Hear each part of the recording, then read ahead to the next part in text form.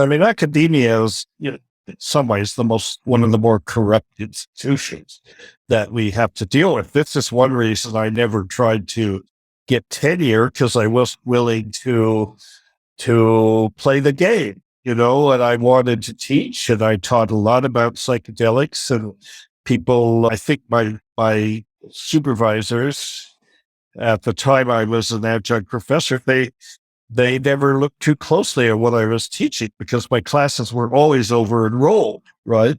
And so, well, that's what means he must be doing something right, so we'll leave him alone. And I was not. Hi, I'm Jim O'Shaughnessy, and welcome to Infinite Loops. Sometimes we get caught up in what feel like infinite loops when trying to figure things out. Markets go up and down, research is presented and then refuted, and we find ourselves right back where we started.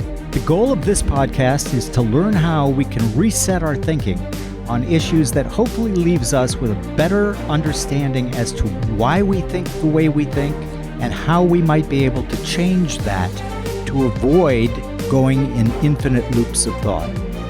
We hope to offer our listeners a fresh perspective on a variety of issues and look at them through a multifaceted lens, including history, philosophy, art, science, linguistics, and yes, also through quantitative analysis. And through these discussions, help you not only become a better investor, but also become a more nuanced thinker. With each episode, we hope to bring you along with us as we learn together. Thanks for joining us. Now please enjoy this episode of Infinite Loops.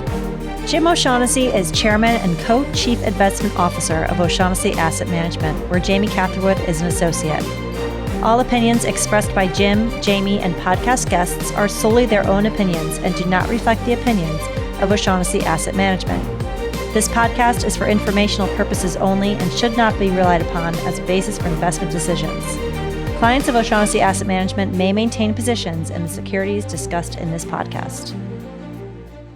Well, hello, everyone. It's Jim O'Shaughnessy with another episode of Infinite Loops. Today, I am delighted to have as my guest Dennis McKenna, who is somewhat of a legendary figure in the whole idea of ethnopharmacology and understanding and researching plant-based medicines, the cultures that use them extensively, as well as why they fell out of favor in the West and hopefully now are coming back into favor in the West with all of the research going on. He is the co-founder of the McKenna Institute.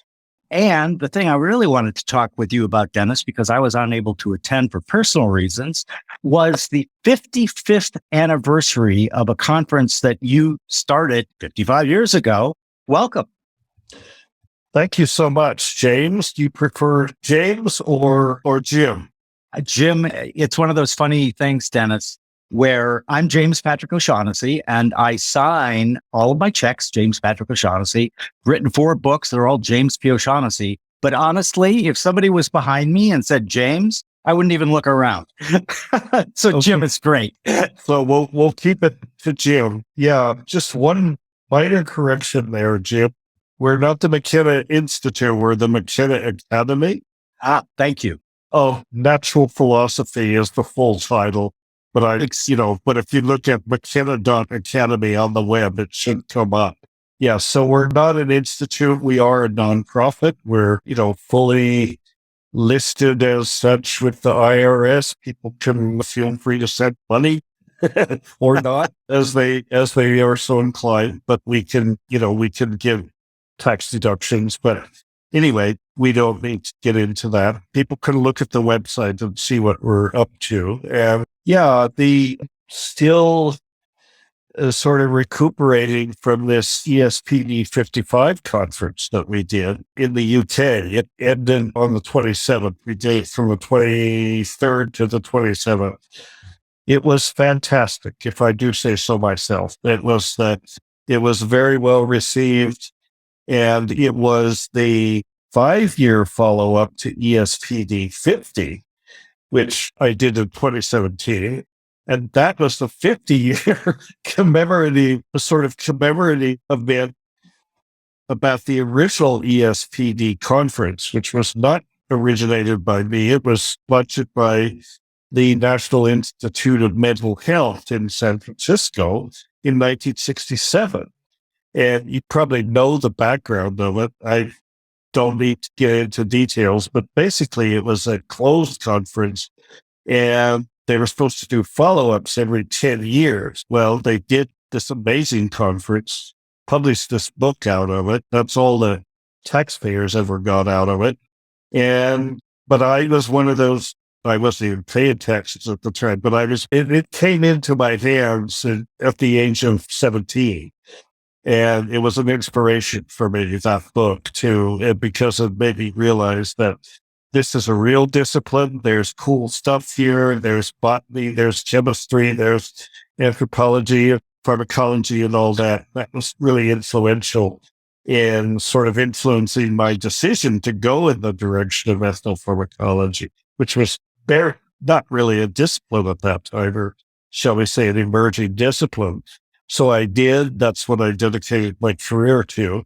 And since the government never followed up on their promise, I always wanted to do a follow-up conference. Well, 50 years went by and the opportunity never really came up. But in 2017, everything fell into place. A venue, amazing place to do it, support, and a great team that helped me organize it. So we did it, also in the UK. And then in the spirit of the thing, we did this 5-year follow-up, ESPD 55, which was, if anything, even better, and it was great.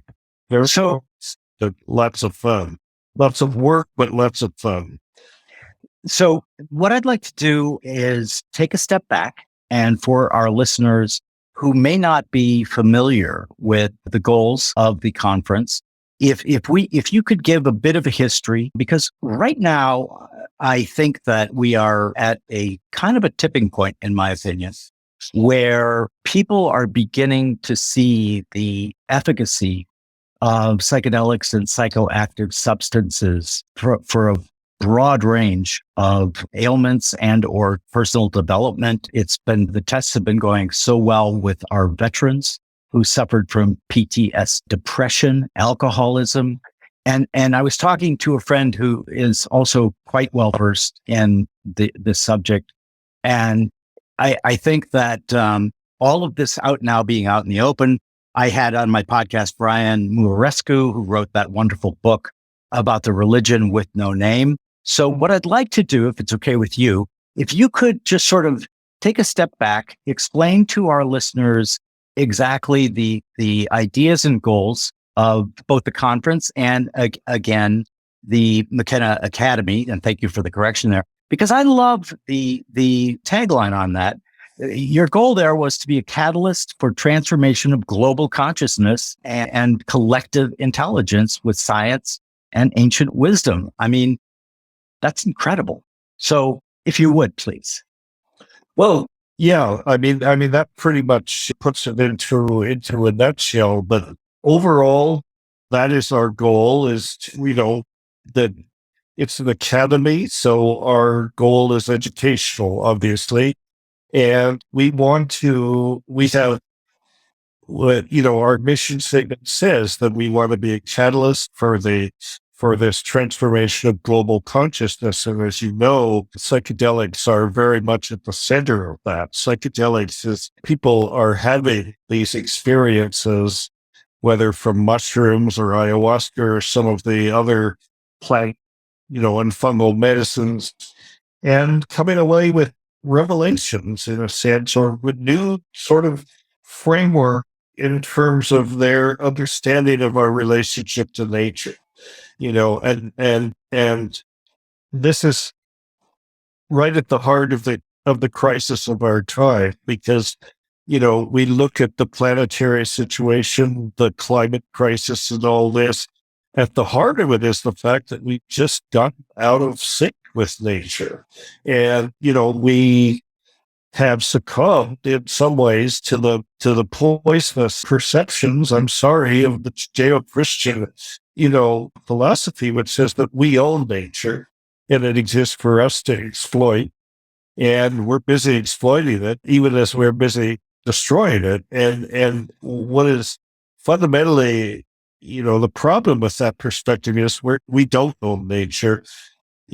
We are within nature, and nature runs the show, and we need to learn how to, work in harmony with nature and be part of the solution rather than part of the problem. I mean, right now, the human species is maybe the most problematic species on the planet because of our ability to impact the homeostatic mechanisms that keep the planet tolerable for life. We're pressing those on every level. So psychedelics can be a catalyst for reframing that perspective. And many people, from their psychedelic experiences, especially with the natural psychedelics, come away with this sort of reframing understanding of our relationship to nature. And that's really important because we need to have, if we're going to get a handle on this thing, there has to be a global shift in consciousness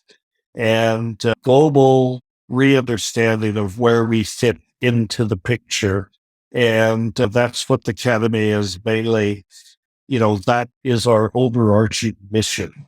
And then within that, we want to, be an educational force for helping people appreciate the wisdom of indigenous peoples, and the wisdom of science, because these things are not incompatible, so we want to build bridges between these things where the best of science and the best of indigenous wisdom can synergize each other and cross fertilize each other. And that's very much part of our educational agenda, and we do that through a lot of virtual conferences and things because those are the options that were open to us for the last couple of years, but also physical events. And we want to do more like that. This was the first physical conference we did through the Academy since 2019.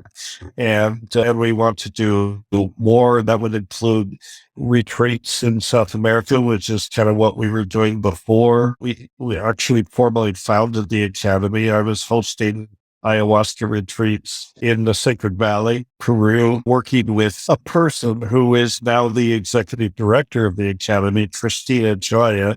And, but we got together originally just organizing these ayahuasca retreats down there at this beautiful guest house that we both are in love with. So the mission continues, that's what we're doing. We showed at the conference, we've started this program, or this, I guess, under the umbrella of the Academy, we started this program called Biognosis, which is bio plus gnosis, life knowledge, and that's focused on this bridging between ancestral knowledge and modern scientific knowledge. And it's actually focused on, or the focus of it is this university in Iquitos, the UNAP, it's called the Universidad Nacional Amazonia Peruana, which I've been affiliated with. I'm not formally affiliated with it, but I've been working with people there for, 40 years, longer than 40 years, particularly one person who is now the curator of the herbarium, a man named Juan Ruiz, who is one of the most knowledgeable people about Amazonian plants, not just medicines, but just the entire flora of the Amazon, especially in his area. And when we first met, we were both graduate students. This was 1981. He was a forestry student at the university, and I was from the University of British Columbia, where I was doing my PhD. And he and I have worked together ever since. He was charged by his supervisor, the then director of the herbarium, Dr. Franklin Ayala, and I think the conversation probably went something like, here's this gringo, he's completely clueless.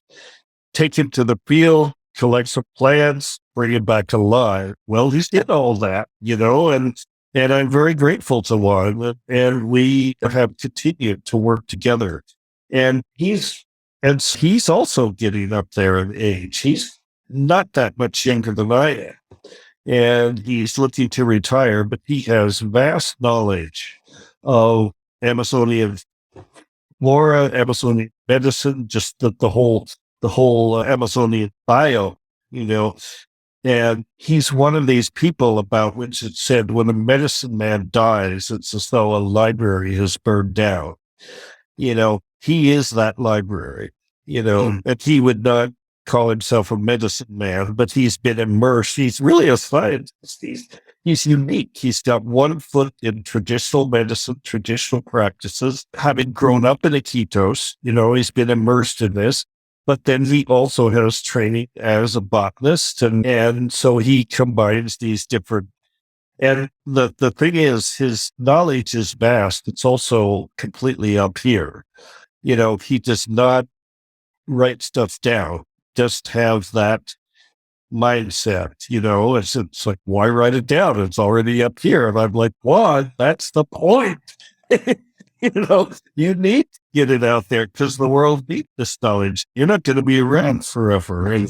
And so this project that we're working on has a couple of parts, many moving parts, but a couple of main parts, one of which is to do a series of documentaries about Amazonian traditional medicine and kind of the current state that it's in the post-COVID, post-ayahuasca tourism, post-climate change, post-globalization. In the contemporary context, it's still very important to the people. And we want to do these documentaries, the first one of which we've completed and we showed at ESPD 55, and it was very well received. So this would be the first of 6 to 8 documentaries, a lot of which would feature one and involve one, just kind of trying to record his knowledge, but do it in a dynamic way, go to these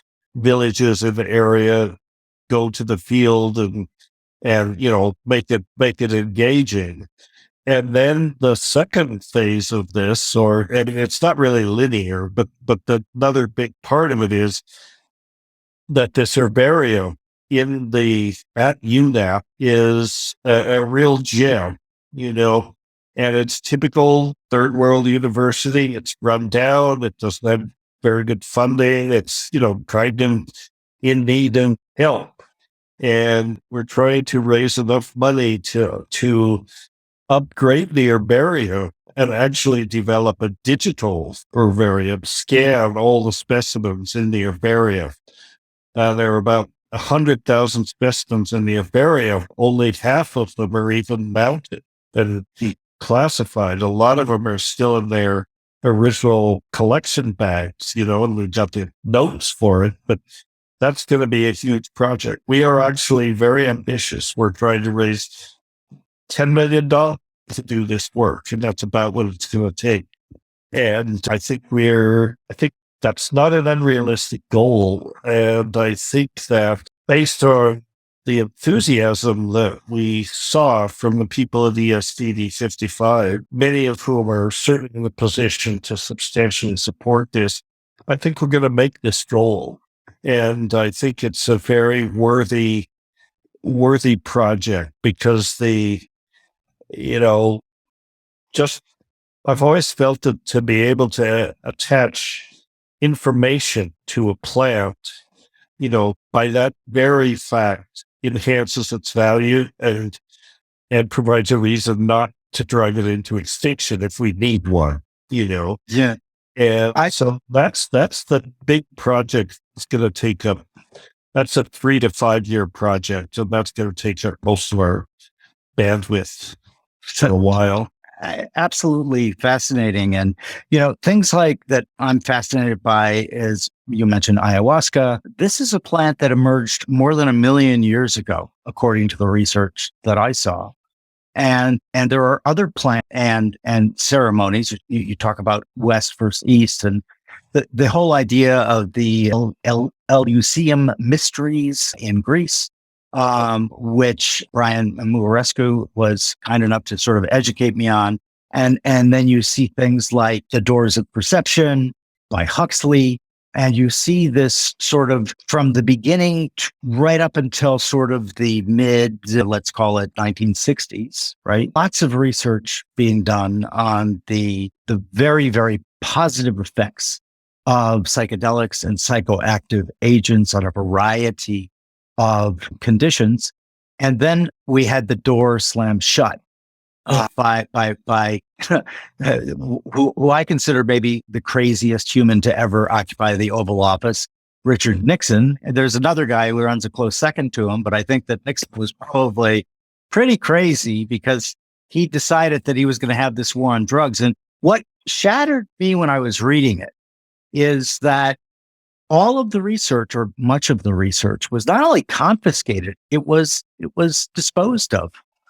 And I just, to me, that just doesn't make sense at all. You know, How to Change Your Mind, which we were discussing prior to recording, was the first book that I had ever read. That's by Michael Pollan. I urge everyone listening or watching to read it. It's a very interesting history of psychedelics, their potential, this attempt to shut them down for a variety of reasons, and then the reflowering of the research, specifically around like the Johns Hopkins research being done with our veterans. And the way I look at it is how could we not, when we see the kinds of results that we're getting, how could we not be just incredibly supportive about this?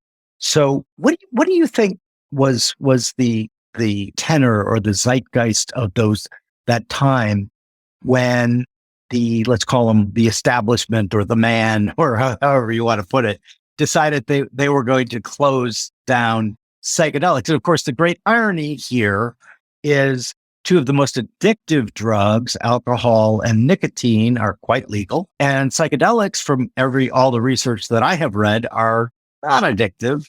What was happening? Well, good point. Alcohol and tobacco are clearly the most destructive recreational, quote unquote, drugs that we have. And there's been recent publications, especially by Dr. David Nutt at King's College London, these safety assessments. He's really a leading researcher in this field, assessing the relative safety.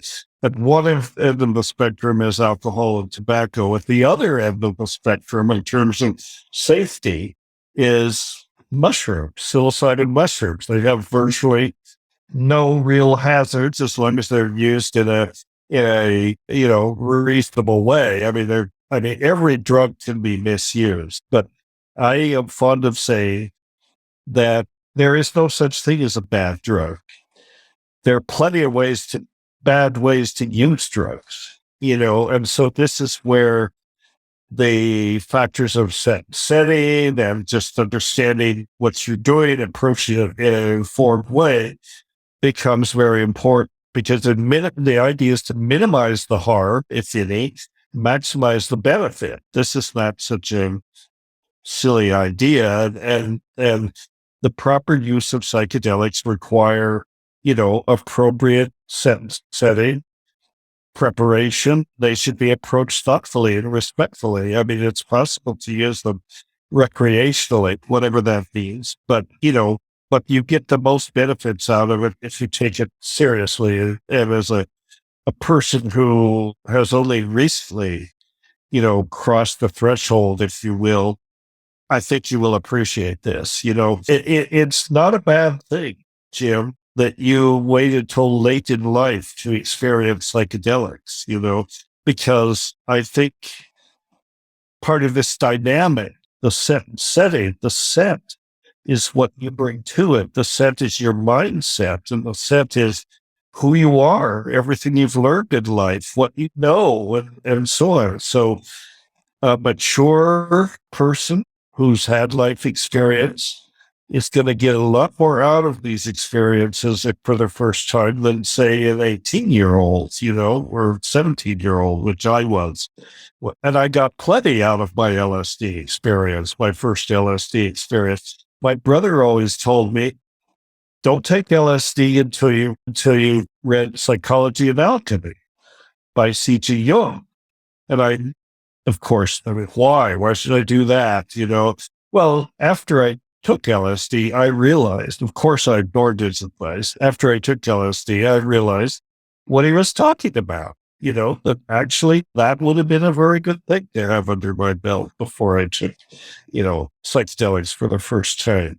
But I digress, and this is something I do. I digress. But I think to address your question, back in the 60s, this was entirely political. It was basically racist. I mean, Nixon was an incredible racist.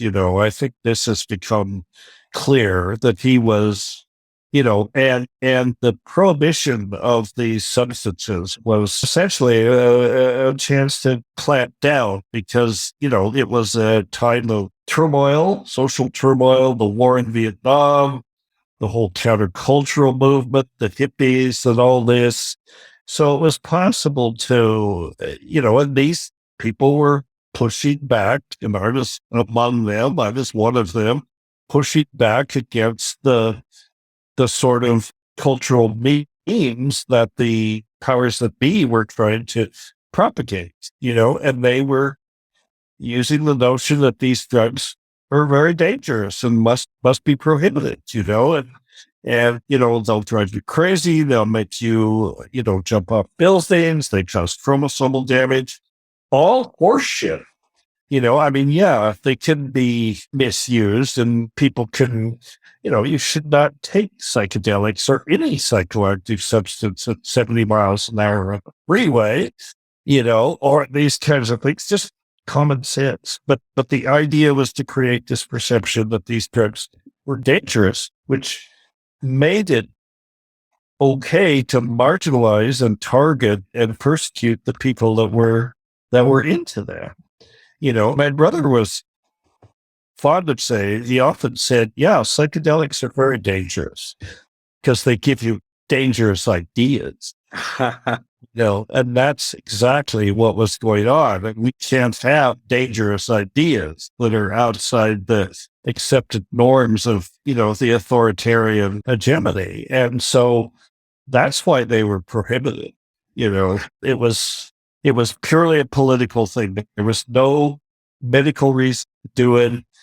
All of the psychedelics were sort of blanket banned. I mean, there was no distinction between, LSD and these other psychedelics. It was just a totally hysterical reaction, and it was an authoritarian reaction. It was an excuse to, marginalize and persecute different demographics. We saw the same thing going on with cannabis in the 30s, the same thing going on with cocaine, I think cannabis, is quite benign. Generally, cocaine is not so much. But the point is, the decisions that were made to prohibit these things was not based on any medical or scientific evidence. They were entirely political decisions. Yeah.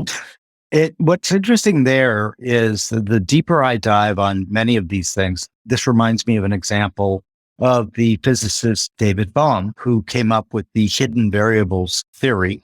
And a group of preeminent scientists led by Oppenheimer decided that because he had attended a Communist Party meeting, and I'm, as a free market believer, I'm not a huge fan of communism, but I am a huge fan of anyone being able to have the right to do or believe whatever they want to do and believe. But they essentially conducted a defamation campaign against David, against his person, against his ideas. And there was this really chilling quote from Oppenheimer saying, if we cannot disprove the theory, then we must disprove the man. I might not be getting that right, but they essentially decided that they were going to effectively ignore him. And so this idea that shocks a lot of people, that what we think of as sort of the height of, enlightened scientific methods, right? Often, way too often, in my opinion, are dominated by completely different variables. And those variables are societal, they are power trips, they are all of these things. And one of the questions that I wanted to get your opinion on is, at the time that this was happening, there were a number of researchers, both here in the United States and Canada and in Europe, who were highly credentialed in medicine, in psychiatry, in pharmacology, who knew that everything that the governments were saying was a lie. Was it simply fear of persecution that made them not stand up and say, hey, wait a minute? Yeah, I think it's fear of persecution in the sense that, most of these people are in academic contexts. So, funding and status and tenure and all these sort of leeches that society can put on people can't be threatened, and people can, and that's been the case for a long time in academics. I mean, academia is, in some ways, one of the more corrupt institutions that we have to deal with. This is one reason I never tried to get tenure, because I was willing to play the game, and I wanted to teach, and I taught a lot about psychedelics. And I think my supervisors at the time I was an adjunct professor, they never looked too closely at what I was teaching, because my classes were always over enrolled, right? And so, well, that's what meant that he must be doing something right, so we'll leave him alone. And I was not.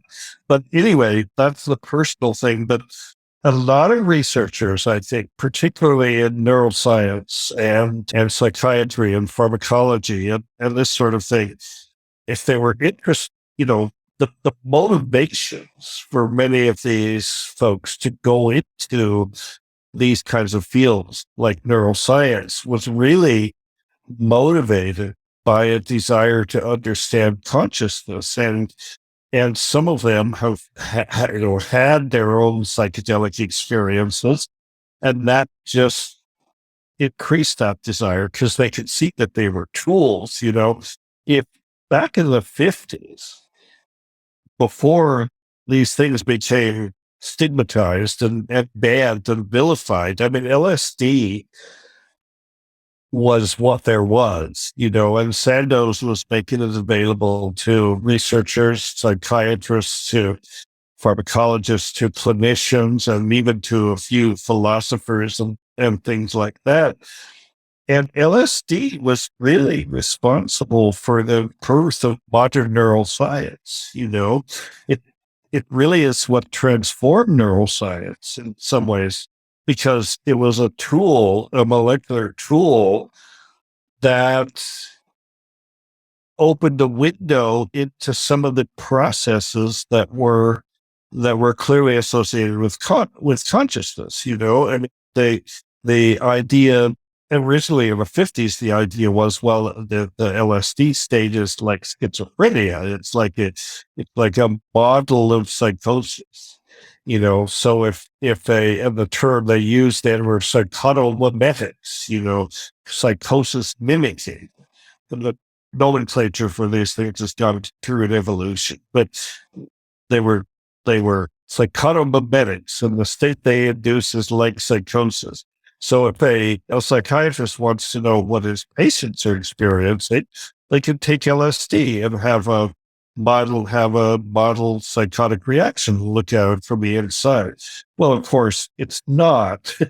It doesn't resemble psychosis. I mean, but that was the thinking at the time. And then people were actually having these experiences, coming back with these, mystical revelations and all this insight. And it's like, well, no, that doesn't really seem to fit,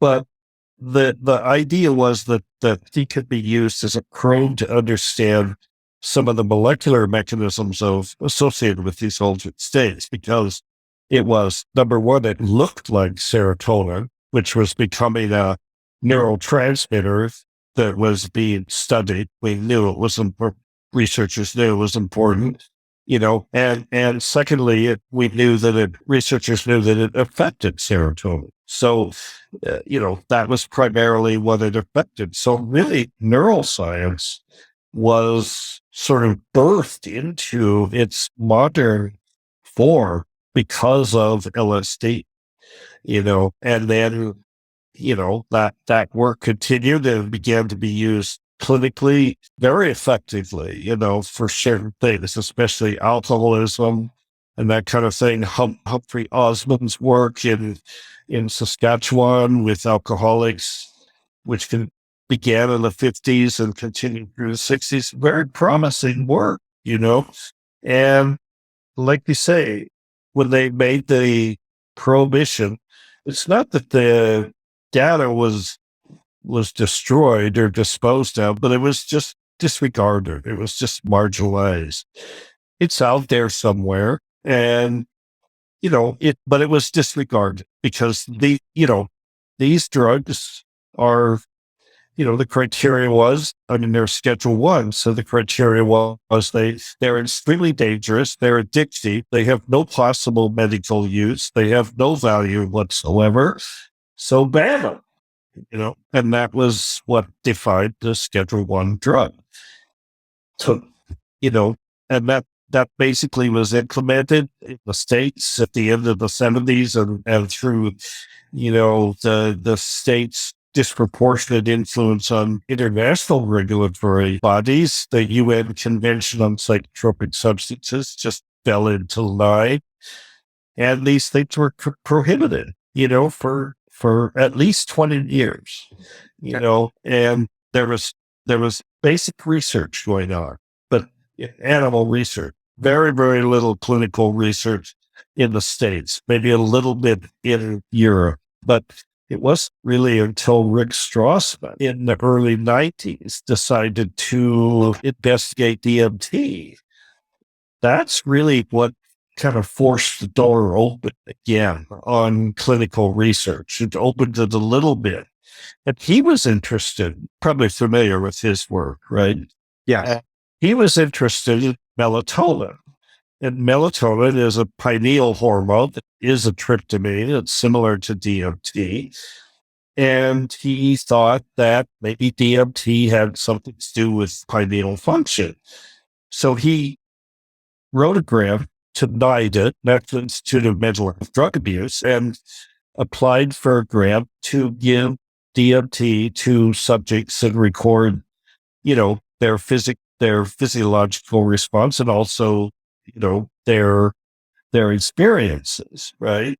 And I think one reason that he got that grant was that he was not claiming anything therapeutic about it. He wasn't saying this is going to cure schizophrenia or depression it's just an observational study. What does this drug do to the brain, to states of consciousness, and so on? It was a descriptive study. So it wasn't a red flag. This is just data gathering. Here's this compound, very simple compound. We know it occurs in the brain. So maybe it's related to things like schizophrenia, and in his case, he thought pineal function because, it does occur in the pineal gland. It turns out that's probably not so important, what we know now. But anyway, his work really began to reopen the door on clinical investigations. And it didn't really get rolling then. So he did that work. And interestingly, his work, the reports that people were making from these high doses, because it was a dose escalation study, he gave it intravenously, went up to some very high doses, and the reports people were getting from these high doses was so bizarre that he thought, I can't report this to NIDA. This is crazy. That would be the end of my career, the stuff. So he basically discontinued the study, sent his supply of DMT back, went to live in a monastery for 6 months to just get his head around what was going on, but he was truly a pioneer. But it sort of, it didn't really, that was the catalyst, but it didn't really get rolling again until Roland Griffiths and his group at Johns Hopkins around 2006 got interested in psilocybin, and particularly for the end of life application. Anxiety and depression at the end of life was their stated, clinical target. Can psilocybin reduce anxiety, depression in terminal patients? And guess what? Yes, it worked. I mean, their results came out. People were having amazing experiences, and they mystical experiences. Although they don't talk about that way in the literature. They talk about personally meaningful experiences, and people were having the most personally meaningful experiences of their lives in these sessions. And the thing is, Roland's research and the way they structured these sessions and everything, it was rigorous. There was nothing that was not solid science in this, nothing woo-woo about it. Very, very tightly structured clinical studies with quantitative measurements and all that. So even the critics of this work had to say, well, you know what? Roland and his group did a fantastic job. They did a very solid science on this. So it was very hard to ignore that. And that led to, that really was the point at which the conversation began to change. It was around 2006. There was Strassman's work, and, that started it, but he couldn't really continue it.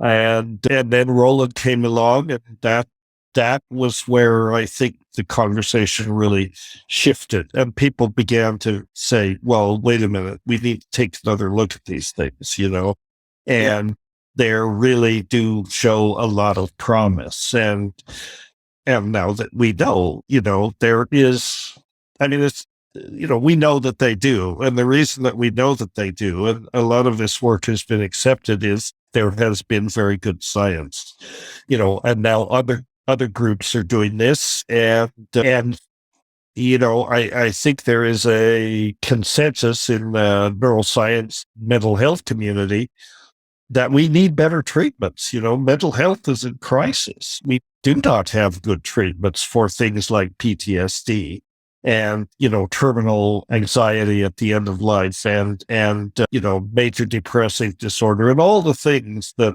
we know psychedelics can be used to treat. Neuroscience or medicine has relied on Band-Aids for so long. These psychopharmaceuticals, they don't really get to the heart of it. They don't really resolve the problems. They just help people, get sort of numb to it, but the underlying conditions are not resolved. Psychedelics can actually help you get to the root of the problem and become cured, actually. Get over it. Yeah, that is what drew me and my fascination with it, reading these studies and seeing actually that they were cured. These were not Band-Aids. These were not temporary situations. They were permanent, and often in as few as 2 or 3 sessions, especially with end of life anxiety. And the thing that fascinates me is I'm a huge fan of Claude Shannon, who invented information theory. And there's kind of a speculative theory that I have read about. You mentioned schizophrenia. One study I read looked at it speculatively as potentially schizophrenia is filter failure. As you know, our brain filters out. Let's say we're getting 100 pieces of data hitting our eyes every minute, and we only are aware of 10, right, consciously, and that it could simply be a filter failure. And then you look at like psychedelics, you're mentioning LSD, but also psilocybin. I saw one piece that I thought was fascinating where it said, basically this supplement of psilocybin or LSD is simply upping the amount of awareness of the things going on from maybe 10 to 20 or more. And that made some sense to me in terms of, there is, I'm fascinated by being tuned in or tuned out. I don't know if you're a big fan of Robert Anton Wilson. I love his work. Yes. Okay. So Back in the day. Yes, absolutely. He was 50, 60 years ahead of his time. And he was explaining why he had written a book that I actually just reread on the new Inquisition, in which he was talking about people in the name of science trying to shut any speculative thing down. And I was taken with the way he put it, because it really resonated with me. It was, people are often not, it's not that they just don't know, but they're not tuned in, right? And so it oftentimes, for example, now everyone is tuning in, so to speak, with these results that are being achieved at the various research facilities and elsewhere. And as you point out, these results are being rigorously done in a very highly scientific method, and people have got to sort of take them seriously. It's interesting to me that, we talk about psilocybin, and you noted, the psilocybin cave paintings at Selva Pasalacqua in Spain, they're from 6,000 or 4,000 BC. And so it seems to me that this is the part where I always go, what the heck? What is going on here? We knew, the Greeks knew, all of these ancient either religions or societies, call them whatever you want. But I mean, the Eleusinian mysteries was how long? 2,000 years before it was ultimately broken up and banned. Well, go ahead with what you were going to say. I'm still just very curious as to how did all of that knowledge that you referred to your friend in Brazil, is it maybe, because I was just reading last night, I'm going to have my own little diversion here, about how many indigenous people, and this specifically was about the indigenous people of Australia. I was learning that I never knew this, that they take their entire story, if you will, of their tribe, of their clan. It's always verbal, and it's always secret, which I never knew. And it is dispensed to the child, be it a male or female, over time when the elders feel that is necessary. Do you think that sort of thing could account for why we are just now rediscovering all of this? Well, yeah, I think that's certainly a part of it, is that these things are by and large not written down, and they're transmitted through oral traditions. And, as indigenous societies become impacted by global issues of outside contexts and all of this stuff, the integrity of their traditions, not just around psychoactive plants, but their culture in general, their relationship to nature, their knowledge of nature, these tend to be the things that are suppressed, and that are not even necessarily an active attempt to suppress them, but just the cultural coherency falls apart, as the people in these indigenous groups, they're very often tied very much to where they live, their habitats, and that's where the plants are, that's where the animals are that they know. And as these habitats become impacted, destabilization by, climate change, so-called development, outside groups encroaching on them, and so on, very often the first knowledge that goes, the first knowledge that disappears is the shamanic knowledge, the knowledge of the medicines and sort of the context in which that's used, So that's how this knowledge disappears. And that's why it's important to try to preserve it. But you touched on a couple of points here that, we could go on and on that are very, very close to my, kind of my rap, if you will. This idea of the filtering effect. Aldous Huxley first articulated it, that it was the reducing valve. Ordinary consciousness, you're absolutely right, is only possible because of these filtering mechanisms. And the current buzzword in neuroscience is the default mode network, and this is a set of sort of mechanisms that keep us within the certain realm of ordinary consciousness, essentially, because so it is I like to call it the reality hallucination, in a certain way, because the reality hallucination is something that the brain takes in information from the outside, processes that with associations and memories and all sorts of things inside, inside, outside. These terms are very tricky, but for the moment we can use them. And it comes up with a model of reality. And the model of reality is an impoverished model. And the reason it is because there have been all these selective filters applied, because if everything came through, it'd just be a blooming, buzzing confusion. So the brain selectively filters what comes in, constructs a comprehensible model of reality. That's what we call the default mode network, or the reality hallucination. It is a model. It's not reality. Reality is out there somewhere, but it's some sort of, representation of reality that makes it possible for us to function.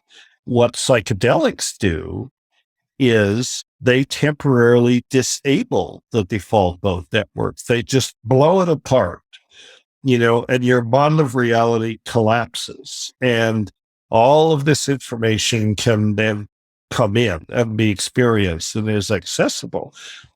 And that can be very scary, but it can also be very useful because, in this default mode network, habitual behaviors and thoughts and so on can become installed, and you can get into feedback loops that are destructive, that really need to be blown away. And that's what the psychedelics can do. It's literally, I think in very much ways, it's literally like rebooting your computer. You know how your computer can get all glitched up and it runs slower and there are problems and so on. You reset that thing and it runs smoother. The same thing goes on with the psychedelics, and because the default mode network, the brain and the body, the brain is it's going to reestablish itself. It's going to fall back together. You're not destroying it. You've temporarily disabled it, but that equilibrium will reestablish itself, and it will reestablish itself in a way that a lot of the kludge that is built of has been eliminated. So it runs more smoothly, literally. And I think the therapeutic utility of psychedelics is that because they let you step out of this reference frame, they let you step out of this personal reference frame and look at your issues from a different perspective temporarily. So your depression, your PTSD, your addiction, whatever the problem is, and of course, it's usually a complex picture. Usually if you're depressed, there are other things going on. They don't happen just one thing, but it lets you look at whatever is into your unhappiness and your mental disorder. And from a perspective that by just being able to step out of it temporarily, you defuse it, and you can come back into ordinary reality with these with this sort of reconstructed, it's really like taking the engine into the shop and, hey, give me a tune-up, you know? Yeah. And then you function better after a while. Yeah. And some people are permanently helped by that. Other people may have to go back to the well once in a while, but, once every few months or years. So that's far more effective than, taking an SSRI twice a day for the rest of your life, which doesn't really do much for you. Right. So I think that's the nub of the therapeutic utility of psychedelics, is this ability to let you reframe, your reference frame and get the insights from that. Yeah. I love the term reality hallucination. I call that ground state reality. Yeah, and ground state reality is what the majority of sentient beings on the planet collectively agree the most on at any given time. And there Right. are all sorts of other realities. And perhaps the psychedelics are inhibiting the inhibitors of our brain and letting in that additional information and allowing us a different perspective, like you say, like a tune-up, which I think is a fascinating way to look at it. What do you think think's next? I see. I'm an investor, and I run our family office, and I see a huge uptick in the proposals from people having to do with psychedelics. Many of them interesting, but some of the hurdles that people say is, well, you can't patent them, right? Because these are naturally occurring substances. And if you had kind of if you were the emperor here, if we will, because I'm going to ask you about that in a little bit too, but if you were the emperor and you got to say the way that where we are now, we've certainly learned of the therapeutic effects of psychedelics. We've certainly learned that they can be extraordinarily helpful where more traditional, as you mentioned, SSRI inhibitors have really not been. When you look at that research, the placebo often does as well as the shipped drug. And that is certainly not the case in psychedelics. So if we're at this kind of plateau, I think, where people, what you would call traditional organizations like the Ivy Leagues, like, the AMA, et cetera, are opening themselves a bit to, okay, this might be something good. Yeah. Where would you like to see it go from here? Well, it's hard to look too far into the future, but I see a few things going on. I see, for one thing, you brought up the good point that a lot of these things are difficult to patent. And I'm not sure patenting is a good thing for medicines that are really ancient. I think there are ethical issues involving that. That said, there's no lack of companies that are trying to develop novel analogs, novel compounds, novel mechanisms, and so on, so that they can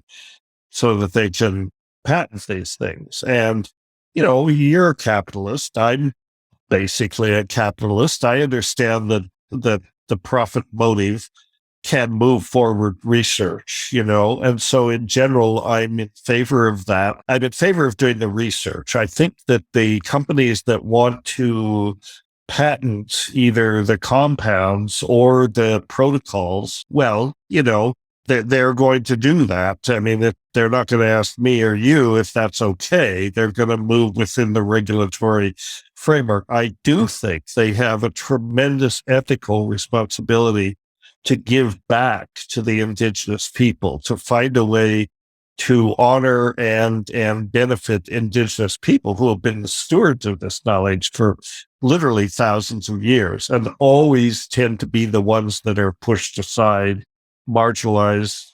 This is true in the history of drug discovery when it comes to natural products. It's the capitalists, the pharmaceutical companies come in and say, thank you very much. We'll take this knowledge. We'll build a drug out of it, give you, maybe a 2% of the profits, if that much. Well, that needs to change. I really think that needs to change. And I think it's interesting that psychedelics, among all the things that might be developed this way, they're also, if the capitalists themselves will take the psychedelics, they might have an ethical revelation and realize, hey, we need to give something back, so that can be hoped for, but on the other side, I think the industry is bifurcating toward one trajectory. It's going to be clinical studies, very biomedically oriented in hospitals or wherever, and probably available to people that can afford it. And not many people are going to be able to afford it. So that's a problem. And there needs to be mechanisms to find ways that people who can't go to a hospital and pay 30 grand to have a structured psilocybin session, can get access to these things. So then we come to the natural medicines, things like mushrooms and ayahuasca and these sorts of things that are used traditionally and then still effectively are, they're prohibited, or their restrictions are much more. But I think something like is going on in Oregon, for example. Oregon recently legalized psilocybin mushrooms and psilocybin for clinical use. So you can go to Oregon and open a psilocybin therapy clinic. And I think that's a good thing. I think that would make it accessible to a lot more people. I think that what I'd like to see is decriminalization of these natural substances, which is happening. There are pitfalls because some of these are now endangered species, and they're endangered in part because we love them too much, and there is over harvesting, and there's impact on the production infrastructures for things like ayahuasca and iboga and these things that grow more slowly. It does not apply so much to mushrooms, but because you can grow mushrooms by the megaton, and that's a good thing. There's no shortage. But what I'd like to see happen is these decrim movements need to be thoughtful. They need to proceed carefully when it comes to things like peyote, which, if you've read Michael Pollan's latest book, he talks about this. The indigenous people are saying, this is really endangered, just please leave it alone. Let us have that, let us be the stewards of it. There are other psychedelics out there. Respect the fact that this is an endangered plant and that it's our tradition, our legacy. I'm totally in favor of that. I'm not in favor of, something they've said is, well, keep it illegal. I do not believe that any plant or fungus or any other organism should be illegal. But I think that the community as a whole interested in this could say it's not illegal, but it's protected. And we will, as a community, agree that peyote, iboga, and ayahuasca should be protected in some way. Not illegal, but we should be mindful of the demand and how we use it. What I'd like to see, Jim, actually is to, these centers that are growing up, that are happening in Oregon, I'd like to see these things take shape, take root, if you will, in many states. And I think a lot of them already exist, but they operate underground, so they're not known about. But create a legal situation where those centers can come out of the shadows and operate in the open and function essentially not necessarily as psychedelic therapy centers, if that is a focus, function more like wellness centers, where people can go and get yoga, get nutritional counseling, get a number of alternative health, benefits, among which could be one or more guided psychedelic sessions, with a qualified therapist or a shaman. I think that traditional healers should be given, credit and an ability to, they don't have to be a certified psychoanalyst or anything, but they know how to use these things in a ceremonial context. So I'd like to see these centers form in the open, under light regulation, probably some regulations necessary, but under light regulation, and form alliances with indigenous groups that produce these things, that are the stewards of these things. So rather than, people going to South America to take ayahuasca, which I have fostered and I've organized those things, but I'm having second thoughts as to whether that's really ethical. I'd rather see alliances formed with indigenous communities to produce these medicines and to bring those up to North America and Europe, bring the medicine to the people rather than the people to the medicine. And I think that could be a viable thing, because when you have people going down to South America or Africa or wherever they're using these things, just the economic disparities and bringing these different cultures together can have adverse effects on the community, and like in South America, you get this situation where you've got, these superstar ayahuasqueros, and they make lots of money, Sometimes that's shared with the community and other times it's not. And so that leads to resentment and so on. So we need to work on this. And actually one of the presentations at ESPD 55 addressed this very question by ICERS, which is an organization you may have heard of. I'm a real fan of ICERS. It's you know who I'm talking about? Yes. Yeah. Yeah. ICERS. I will put it here if I can. I think it's .org. Yeah. .org. Yeah. Yeah. International Center for Ethnobotanical Education, Research and Service. And they're doing tremendous work and trying to protect these natural psychedelics, particularly ayahuasca and iboga, which are the most pressured. And they just do great work, and people should listen to what they presented at ESPD 55, because they've really framed this whole dilemma very well, I think. And I'm a big fan. I'm on the board, and I really support what they do. Well, this is absolutely fascinating. I think we're living in a very interesting era in which you start seeing, I'm a big fan of the Tao Te Ching and the Gita, and you all of a sudden are starting to see quantum physicists sort of saying, yeah, you know the Tao over here and the Gita? Yeah, they're mostly right. Yeah. And now with the rediscovery, or I should say rediscovery, with the bringing these ideas into the light for many, many more people, I think is a very positive thing. And so I am very thankful that we've had this opportunity to chat. I always end this podcast with a question, and it is simply this. If we were going to wave a wand and we were going to make you the emperor of the world for a day, you couldn't hurt anyone, you couldn't kill anyone, you couldn't put anyone in an education camp. But what you could do is incept an idea in their brains.